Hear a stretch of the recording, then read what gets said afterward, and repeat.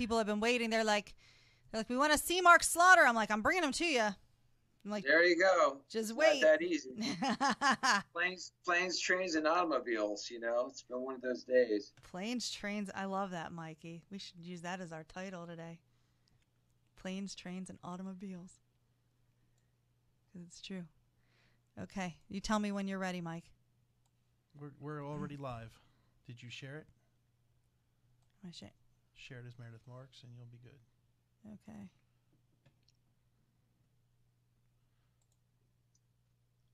knew that wasn't going to work. Okay. You good sound-wise? Yes, go. Okay. Hey, we've got Mark Slaughter live from Iowa, right? Yes, that is correct. I'm in Dubuque, Iowa. Nice, at a casino. When is your gig? You have a gig tomorrow night? Gig is tomorrow night. Yeah, absolutely. And another day at the office. It's all good. You do a lot of fly dates now, right? It seems like we're doing more fly dates than we haven't been on a tour bus in years. It's just it's more not as conducive to what we do. I mean, we're going to do the show tomorrow, and then we have a day off to fly to Colorado, and then we'll see a bunch of our other friends, Skid Row and Night Ranger and White Ride, and a whole bunch of other bands are playing out in Colorado at a Freedom Fest. So, so it's just from one side of the world to the other. Yeah. And do you like that more? Do you like to do the fly dates now rather than living on that tour bus? Because it's tough. It's not an easy life to live on that tour bus. Either way, you're going to have less sleep. Look, when we all started this music side of it, it was one of those things that the music you're passionate about, you love it, you do it, but then you realize you get paid to travel. If you think of it this way, you never lose the love for it. I get paid to travel and I play for free because I love to play. So, I don't lose the passion that way, but it's a pain in the ass when you're, today when there is a mechanical and you fly, you have a layover here and then that thing's messed up and then you get here and you're dodging tornadoes. It's been quite a day. Yeah, you were just on a shuttle bus from the airport over to the casino. It took, an hour and a half, and you were going through tornadoes?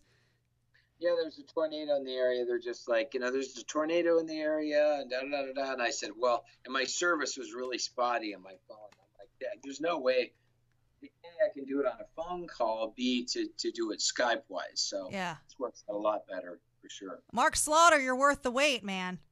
Well, thank you. Thank you. Glad to be here. Totally worth the wait. Tell me about Halfway There, because you released it last year. I've been listening to it. First thought that I had was it's heavier than I'm used to hearing from you. Yeah. Really heavy and more grit. Tell me a little bit about the album and making it. Yeah, I didn't really think of trying to make a heavier record. I think that I was just making, when I write songs, and the mode I was in and the mood I was in was very, just in a heavy-handed guitar side. So I think that's why it leans a little bit more towards the harder stuff. But, the songs are still there. It's hard, but there's still a melodic structure. I don't think I'm losing the melody. It still has a hard rock melody to it. Well, I love Hey You. You kick off the album with Hey You. And I love that. I've been rocking out to that ever since I've been listening to it. It's awesome. Good. It's awesome. Good. Oh, and thank you. Yeah, love it. Absolutely love it. And Halfway There is a little bit more mellow. I guess I don't want to say like more ballady, but it's more mellow.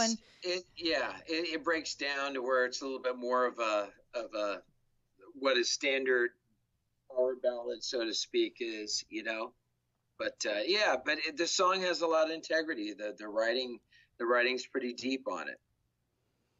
And you still have an incredible vocal range. I mean, going to those high notes, I know with like Real Love and Up All Night, you had to hit those really high notes. What do you do to keep your vocals fresh and ready for gigs?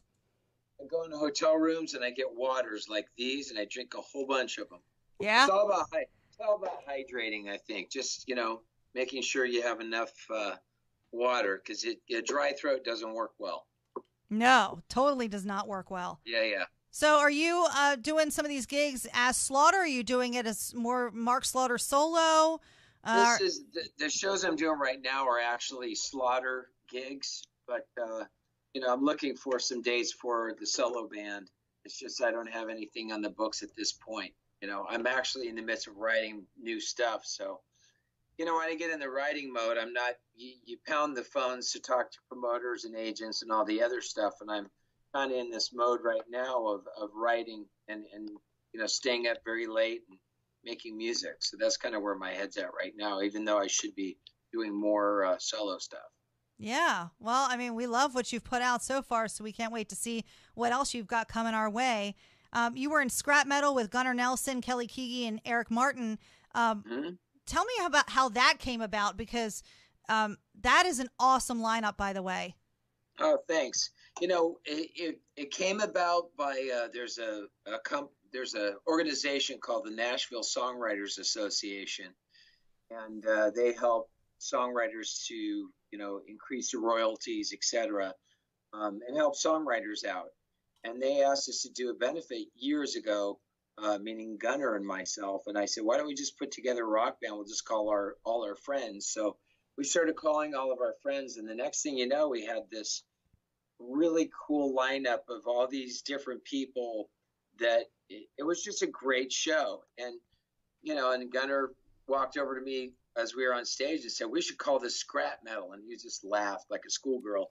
And that's when we said, we'll do some more dates. And there's about 3 scrap metal dates on the books right now for this year. 2 of them being in July, I believe. I mean, it's a perfect name. You can't get any more perfect than that. And it's a song. It's all about the songs, though, and it's the people who sang them. I think that's the key point. Absolutely. And you guys really kicked it off. I mean, you were one of the first, I want to say, supergroup. I mean, we hear about a lot more now about supergroups, and people are loving going to these shows and getting to see a variety of their favorite musicians on stage, and that's a treat for the audience. Right. It really is. It's all about the hits. It's about the hits. Yep. And a lot of agents don't like it, meaning, how should I put it? The people who pitch these shows, because they're selling one toaster instead of 4 or 5 toasters. Let's just put it in those terms. So you have one toaster that just does it all, and then that's only one commission for them. So that's why it doesn't take off like it should. Right. And all these super groups, to be honest. Yeah. There are a lot out there, but yours is awesome. I love Thank you. It's a great lineup, and I hope to catch it. Hopefully you guys can come to Baltimore sometime, because we'd like to see it here. Baltimore is like a very big rock city, and we love all of them. Oh, I know. I get it. I was through the Hammerjacks many a times. I bet he remembers Hammerjacks, and you played M3. Absolutely, several times. Yep. In the beginning and kind of the middle and the last this year. So, yeah. Yeah, very cool. So somebody had asked me to ask you a question, because I put it out on Facebook, and they said, in Fly to the Angels video, you had a bomber jacket on. Is it true that Gene Simmons gave you that jacket? Well, listen, in the Gene Simmons form, it's not given the jacket. It's you can use the jacket, but make sure I get the jacket back when you're done. Nailed it. Like, that's perfect. He nailed it. So listen, I don't want you to keep it. It's my jacket, but I will loan it to you because you're big like me. So that was it. So yeah. So did you give the jacket back? Well, of course I did. It was the beginning of the Kiss tour. I wasn't going to shoot myself in the foot. That's awesome. Yeah. Oh my gosh. Tell me about writing Fly to the Angels. I know you and Dana wrote that. Yeah, I wrote it about a girlfriend of mine that passed away. It was just a song about letting go, and I think it's just one of those things of especially at that time, there really wasn't a lot of songs that were, I wouldn't say in a spiritual sense, but they really had that, the type of depth. And that was where I wanted to go as a writer, and to be, to initially come out as a writer that way. So I just put my heart in it, and that's how the song came to be. And it's been a part of a lot of people's lives. There's over 9 million plays of Fly the Angels on Spotify a year, which is a lot of plays. It's one of my favorite songs. There you go. So thank you. I appreciate that. Did you write Real Love when all of these hair bands were looking, to go in the ballad direction? Is that when you wrote that, or had you already had that in your catalog? No, I think that, again, it's kind of like I write to what I think. Look, if you're writing a song and you're a songwriter, it's different than, we're a band and we're just going to rock. You want to write songs that people can relate to.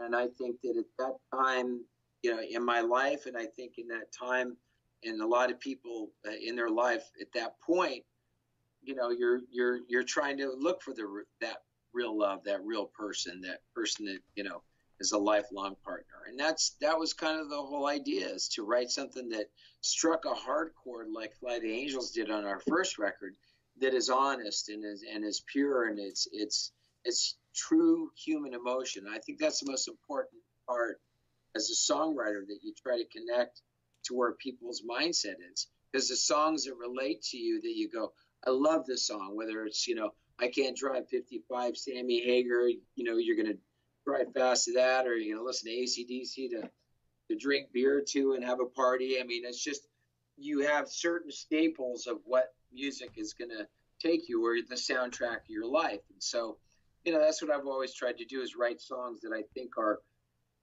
for that moment of where that listener is, as I would be. So where was your mindset compared to the 80s as of writing Halfway There last year? Because it really is such a different feel. I wasn't expecting the album to sound the way that it did, but I ended up loving it. And I'm just curious, and this is the thing, like, I've interviewed a lot of songwriters and a lot of musicians that haven't written, and the songwriters have the stories, man. I mean, that is where the juice is. That's where the song, that's where everything comes from. And you gotta relate to it. I mean, it's even a anthemic song has an anthem that you want to scream and shout, and so as I was writing these songs, again, it's writing songs. It's not like I started writing a whole album and said, well, this song's just going to be for this and this song's for that. I wrote the songs that had, each one is like a child. They are who they are. All you could do is guide it till it's done, and then you have to let it go. And the hardest part in art, as a songwriter or as an painting artist or artist, is to say, that's enough, and abandon the art and let it go. That's the hardest thing, I think, for anybody who's an artist, is to let it go. So I just get to the point where I go, here's a song, okay, I'm done, moving on, and I think I've got a pretty good rhythm on that at this point in my life. So I have to ask, I mean, I know other songwriters have nailed it just like you did, where they are like a child and everyone is unique, and some people have had a hard time picking a favorite. Can you pick a favorite? Well, I think that, Fly the Angels is certainly a favorite of mine, because it's connected me to a lot of people, a lot of friends, a lot of fans, a lot of, it's been a monumental song in my life. So obviously it's probably one of my favorites. I'm not going to run from it, because it was written from the heart. It's not contrived. It's not a song that somebody wrote for me. And I think that that's why when we go out to play songs and to do what we do, whether it's me playing with Slaughter or solo or whatever, it's the songs that I write that are from me, not somebody's interpretation of a song that I should be singing. So I think it's a little bit more believable when it's coming from the artist. Absolutely. Talk to me a bit right now about sound checks. The past couple of years, there have been some artists that have come forward saying they prefer not to do sound checks, and there have been some issues from that. How do you feel? Do you like to do a sound check? And if you do you do a lengthy one? Do you do a quick one? Sound check, a sound check to us is just exactly that, to make sure that that the monitors don't feedback, and that the front of house guy actually has what he needs. So, it's the balance of the two. So, I don't like lengthy sound checks. I mean, it's not a time to go jam and waste time. I love to play, but sound checks are really not that place. It's about get in there, get it to sound great, then go chill and save it for the performance. I think that's the key. You've had the opportunity to tour the world and go to many venues. Tell me about venues for a second. What makes a great venue, in your opinion? It's the heart of the people.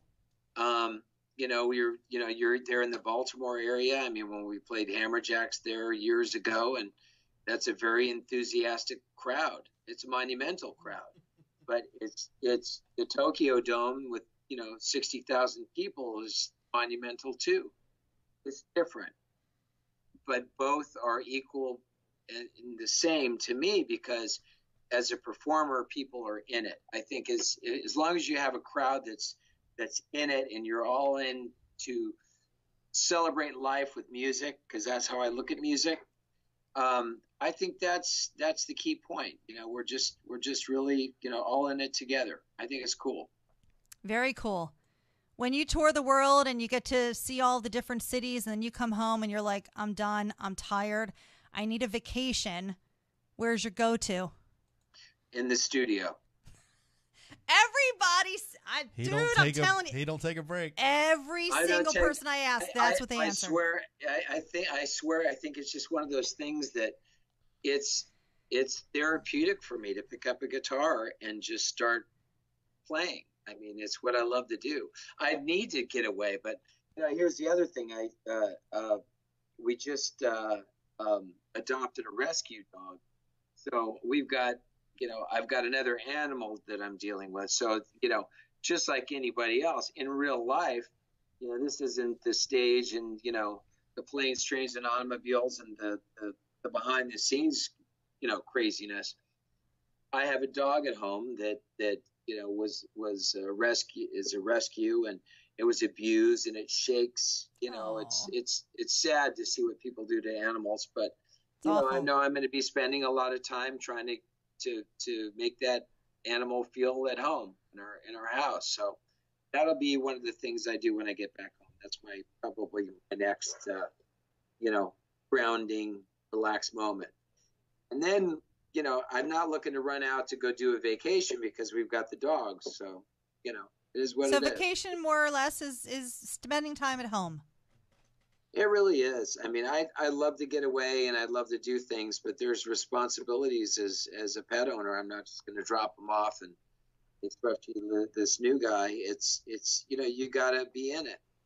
I hear you. I've got a 22-month-old puggle, and I do not like leaving her at all, and I spend a lot of time with her. Yeah, well, they can get destructive too when they have anxiety. So yep. I mean, I've got a lot of learning to do of the rhythm of just like any animal, the rhythm of how they work.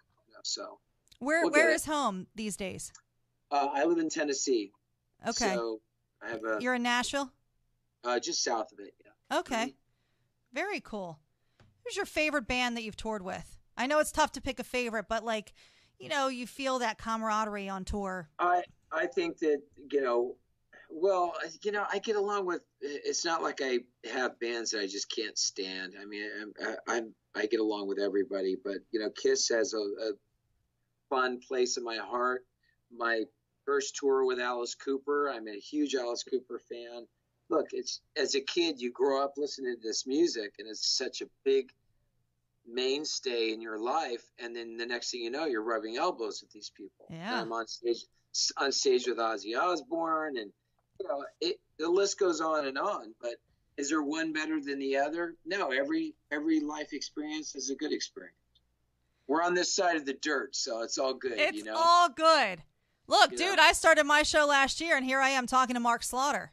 There you go. I mean, come on, really? Got the hookup. Best thing ever. So you've got the show tomorrow night in Iowa, in Colorado on Saturday. What's your touring schedule looking like over the next couple of months? And then the guys, they're going to go play with Vince they play with Vince Neil, my band. So they're going to be out with Vince Neil for about a week. So I'll be in the studio writing pretty heavily. And then it's Vegas and, some other parts, other fly dates next month. So same thing. Very cool. Very And cool. all that stuff is usually on my Facebook as well as on markslaughter.com and slaughterusa.com. I mean, it's out there. Yeah, you're on Instagram, you're on Twitter, Mm-hmm. Facebook. Absolutely. I mean, look, everybody these days seems pretty accessible. Do you feel that? It's funny to me. It's funny to me because accessibility is what I think our band was based on. Initially, we were a very accessible, band, and but it's hard for me to. I don't buy into the narcissistic. Here's my bathroom shot with the selfie with the duck lips. I don't. It's like I just it's life to me. I don't spend all my time. I do turn my phone off because to me it's important to have the serenity to be able to create. So I try to have the balance of being in life and also in the social media world, and it's crazy. I don't know how people do it. But do you think it's easier now being able to connect with your family while you're on tour with FaceTime and Skype and all of the, plethora of social media that we there's have? there's ways, but again, everybody's, the world works. We were on 33 and now we're on 78. I mean, everybody's just going twice as fast. It is what it is. I think that everybody's looking for a quick shortcut, a quick way of doing something. Nothing's ever a long way, or looking at the trees as you drive by. It's just, I just want to get there. That's how the mentality of the new world is, because it's a attention deficit society. That's the point and click mentality, and I'm equally to blame in that. That's why I turn my phone off, and that's why I try to get out of that mode so that I don't go too far away from being able to create. You're more of a stop and smell the roses kind of guy. Well, I think it's important. I think that, people need to spend time with your family while they're here. I lost my mom and dad, and, luckily I was able to spend time with them. And, if I had my phone on 24/7, I wouldn't have had that, Absolutely. Mm-hmm. Well, who have you not collaborated with that you always wanted to? Oh, it's very obscure. It would be like, believe it or not, Chaka Khan. I'd love to do something with her because she was a huge influence vocally for me. But again, I'd love to work with the guys I've been on the road with, whether it be any of these bands. I'd like to work with any of these artists. But it's music. Again, it's the dance that you do as a musician, that you make the music and you step back from it and go, that's really cool. So, I'm sure that as time goes on, everybody, as their kids get out the door and they have a little bit more time, there's going to be a lot more collaborations from people that you wouldn't even believe that they're doing that, Yeah, and there's so much crossover these days because people like to dabble and try different genres, and I think that's awesome. Yeah, it's good. I mean, it's where it's at musically. There's no rules. There's no record company telling you how you're supposed to do it. Now, unfortunately, there is no product anymore. It's all streaming. It's all downloads. CDs will be out completely in the next year. Has that affected you? It affects everybody. I mean, there's really, you don't have, your product goes away. And so as product goes away, then so does your monetary side. I mean, obviously, we're a touring band and we do well doing fly dates and doing what we do. But for a young artist, my son plays bass and loves to make music, but I don't even have any really good suggestions for him as a young musician of what to do, because I don't know how a young band would get their stuff out there. Luckily, I had all those years of nostalgia and the things that people, relate to my music. Do you think it was easier then than it is now? I think it is easier then in a lot of ways because, there was radio, there was, people would actually listen to radio. If I was coming to Baltimore to come play a show, how would you find out that I was coming to play there? Well, I'm on the classic rock station in Baltimore. Actually, my morning guy is Stash. You probably talked to him way back. Of course, yeah. Of course I have, yeah. Yeah, everybody of talked to course I Stash. have, So Stash and I do the morning show together. And yeah, I mean, we do advertise, shows coming through, but that's the thing. Like, we wouldn't necessarily play like the new Mark Slaughter stuff because it's a classic rock station and it's tough. It's tough to get the new stuff on. And the same thing goes for Sirius Radio. The non-terrestrial radio is because, Hair Nation is selling a time and a time frame for people's lives, or 70s on 7 is the same type of thing. You're listening to 70s music. It's not like, the Monkees are going to go release a new track on the 70s on 7 because it's not the 70s anymore. Exactly. So it's nobody, there's no place to put new music as a rock artist. There is country, but there is no rock. So that's sad, and that's why I say it is a little bit more difficult. We need to change that. We need to contact them and start a couple of channels of getting bands heard. Yeah, I'll tell you what, my boot's in a lot of people's butts right now, and it ain't done nothing yet. I'm doing what I can do on my side of it. Yeah. It's a size 13 shoe, and it goes a long way. Long way. And you're in Tennessee, you might have that cowboy boot on, boy. There might be poop on that. That's right. Poop on them boots. Poop on them boots. Yeah, you haven't been in the country unless you got poop on your boots. That's right. That is right. Mark Slaughter, thank you so much for coming on our show. It's a pleasure. We hope you'll come back sometime and talk a little bit more with us. I would love to. And, again, thank you for your passion in music because, ultimately it's all our passion. And hopefully, we can, alert people to, again, those guys up on your wall, the Beatles and all the things that also influenced us all, as us all. Those are the bands and those are the artists that made us who we are. Yeah. So it's just this whole family of music that compiles into what we love. So thanks for the years. I appreciate that. Absolutely. Thank you. Wait, don't go anywhere. I'm going to have Mike stop.